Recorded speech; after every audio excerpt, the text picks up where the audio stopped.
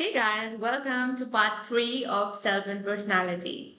Last time when we met, we discovered some interesting theories of personality and especially the type theories. So we had several type theorists who took us through their understanding of what are the various types when it comes to identifying different personalities. And we came across some interesting theorists like Sheldon, like Charak Samhita's Ayurveda, the three gunas type theory. We also interestingly came around the type theory, which suggested individuals being introverted and extroverted, as given by Carl Jung. Well, today we're going to experience and explore a whole new set of theories, which were called the trait theories. And to understand the trait theories, we must understand that individuals comprise a lot of traits. So, what are these traits? This is what we're going to explore together today. Let's go. So, as we try to attempt to understand what traits are, these theorists who came up with the various trait theories, they knew that all individuals have something which is so different from the others. And to understand what that was all about, they tried to understand and focus deliberately on the concept of a trait. Now, what these traits are actually just psychological attributes which all of us have, and this is what helps us to be different from each other. Okay, so according to the trait approach theorists, they focused on a lot of these psychological attributes, such as, personality, such as intelligence, such as aptitude, okay, such as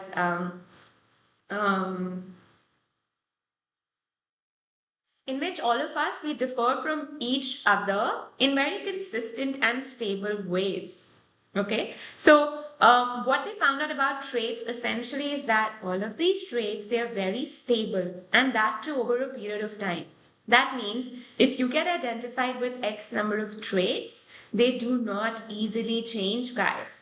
Also, they're very consistent across situations. So it's not that you will be a different person altogether by tomorrow morning or your circumstances will drastically change you overnight, okay, for whatever reasons. So they're very slow to change and they're largely consistent. Yes, some aspects might change over a period of time, as it suggests that their strengths and the combination of these traits, when they come together to interact, they may differ a little bit, leading to your own individual differences or leading to the circumstances in which you are, but largely they remain the same.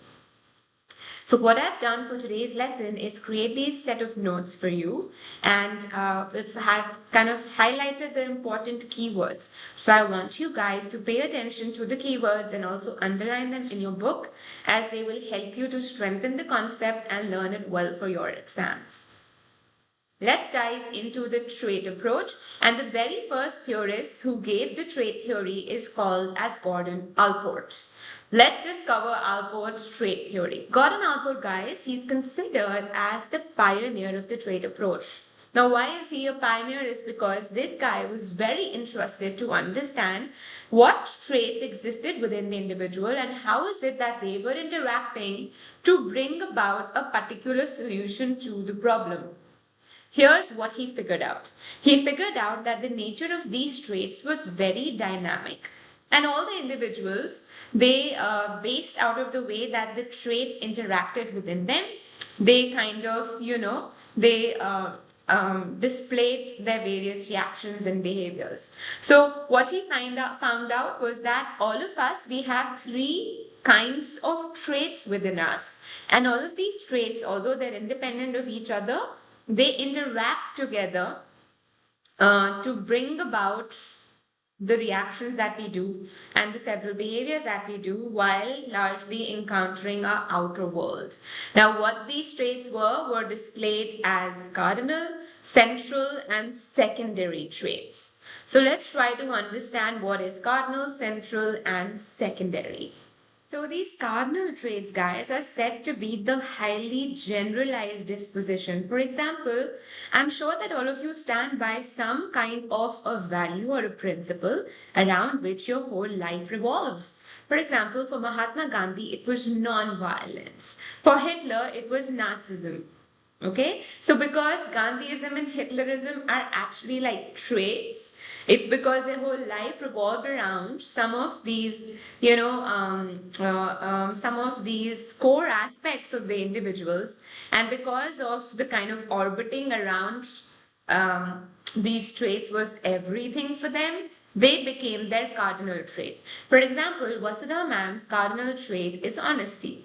So Vasudha Ma'am will make sure across situations that she loves to give out honesty because she hates to receive lies. So can I say that one of my cardinal traits, which is something that I stand by under all circumstances, is honesty, and that is understood as my cardinal trait.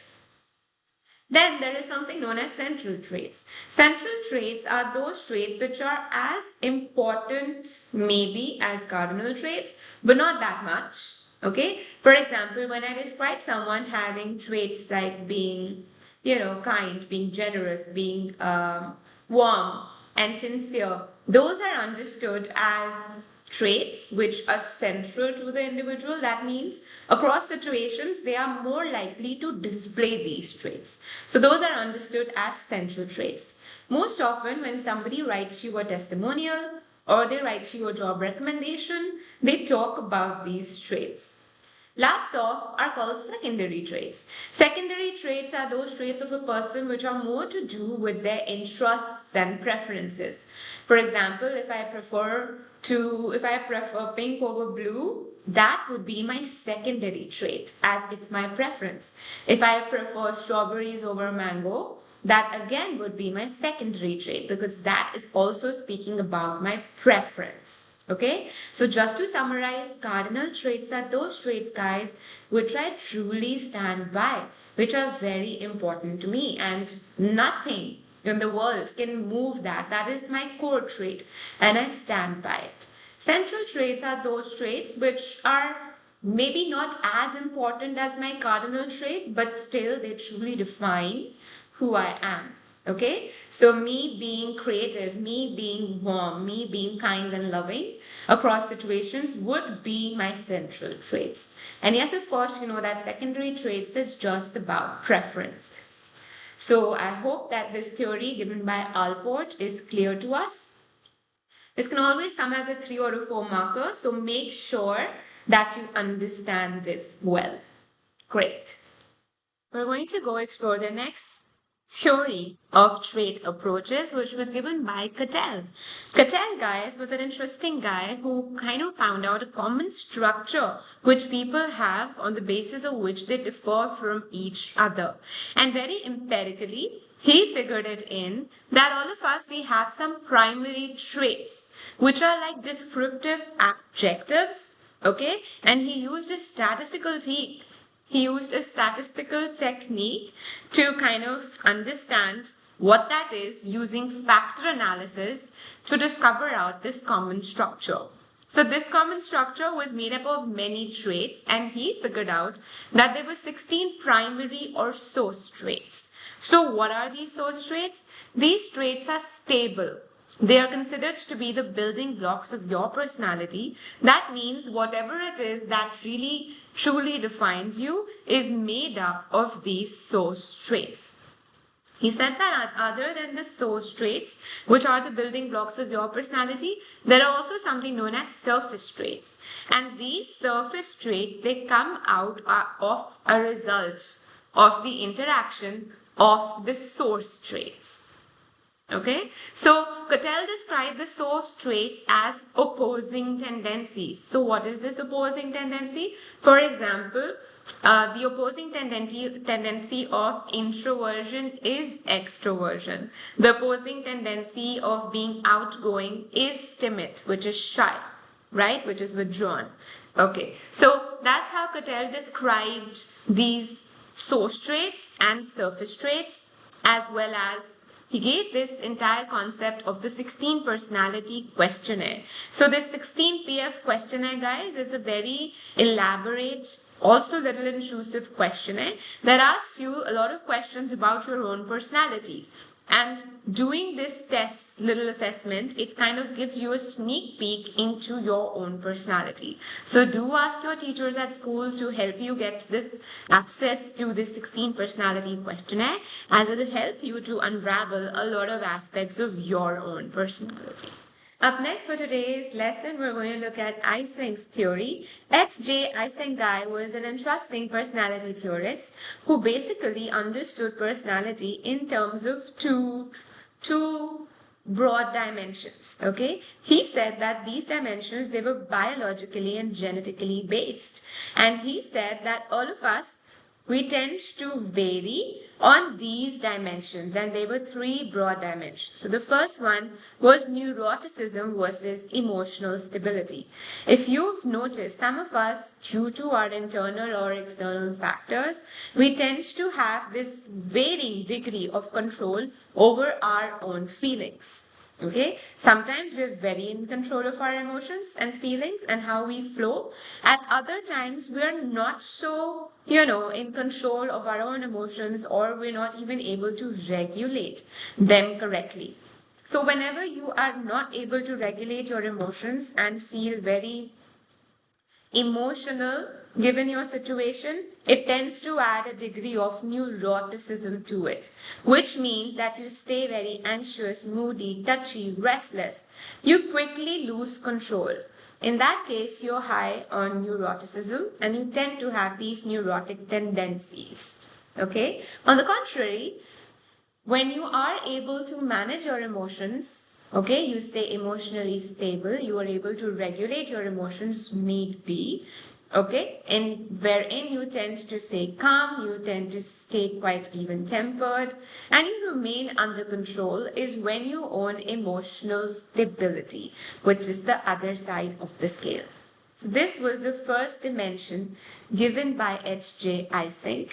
Looking at the second dimension, which most of us are already aware of, is known as extroversion versus introversion. Extroversion is a degree to which either people are socially outgoing, or introverted, which is the degree to which they are socially withdrawn. So there are those two extremes of each other, whereas when you are an extroverted individual, you love to get out ahead, meet people, interact with them, you thrive in those social circumstances, and you're generally someone who's very active, gregarious, impulsive, and thrill seeking. Okay, so you love, it's like a pleasure to be in the presence of others. On the contrary, you have an introverted individual who is somebody who loves to keep to themselves, and they recharge themselves by being with themselves. These individuals are more passive, they're quiet, they're conscious, and they're reserved. In the later work, Eysenck also proposed a third dimension, which was known as psychoticism versus sociability.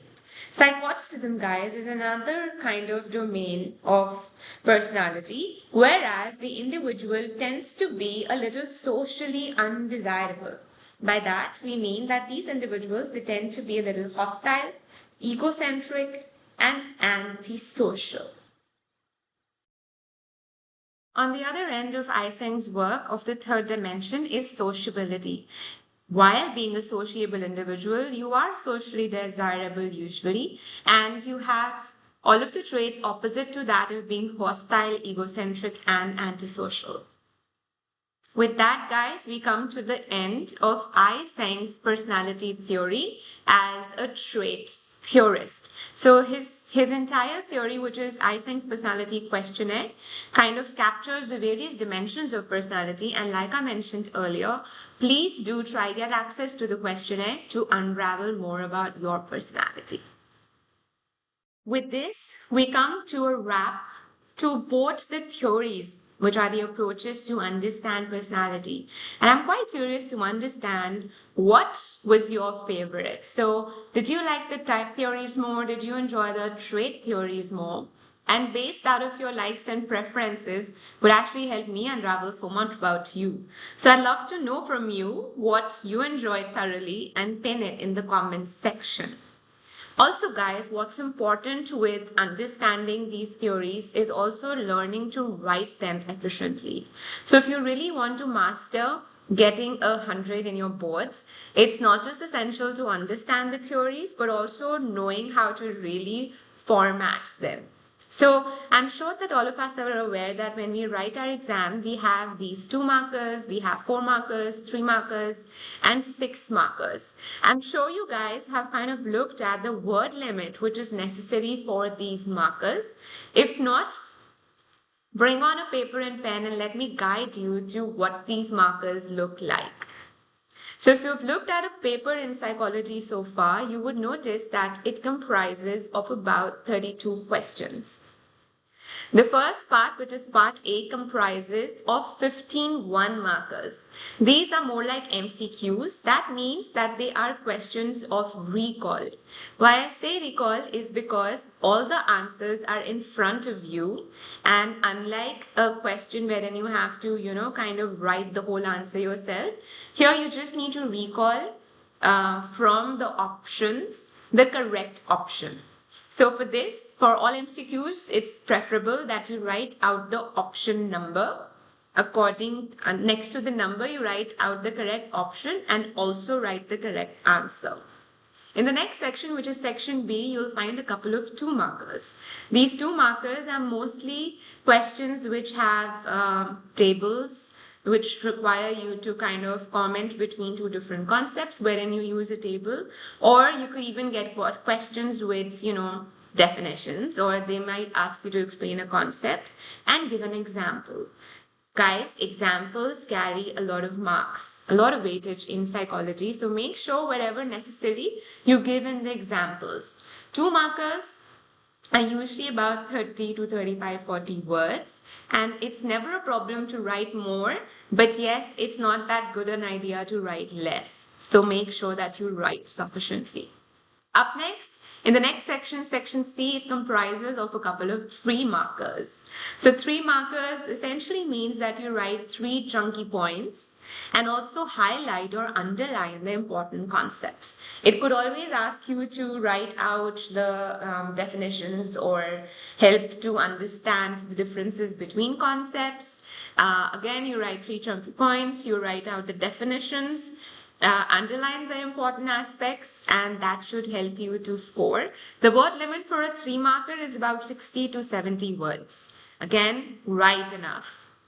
Up next, section D comprises of a couple of 4 markers. 4 markers, usually the word limit for the same is about 120 to 130 words. It's always great to write out definitions and also underline the keywords in the definitions, as well as give examples for a 4 marker. That's always meaningful, guys. It kind of helps your examiner know that you know what you're writing about and you've understood the concept well. Last off, you have a couple of 6 markers. These 6 markers are usually in section E, and you have these or options in 6 markers, which is great because it helps you to, have a bit of variety. In a 6 marker, it is necessary for you to write about 200 to 250 words, which means you're pretty much writing everything. So it's great if you can introduce the concept, define the concept, write a little bit about whatever is being asked, give the body of the answer. So for example, that the question is talking to you about personality, that you write the definition, you write what are the characteristic features, which is introducing the concept, and thereof you go on to explain the trait or type approach, whatever they're asking. And yes, of course, with the body of the main answer, you give essential examples. These examples act as brownie points. Even if you've missed out on a lot of the main body, an example will help to earn more marks, and that's guaranteed. So 6 markers, please make sure to add that example. 6 markers is 200 to 50 words.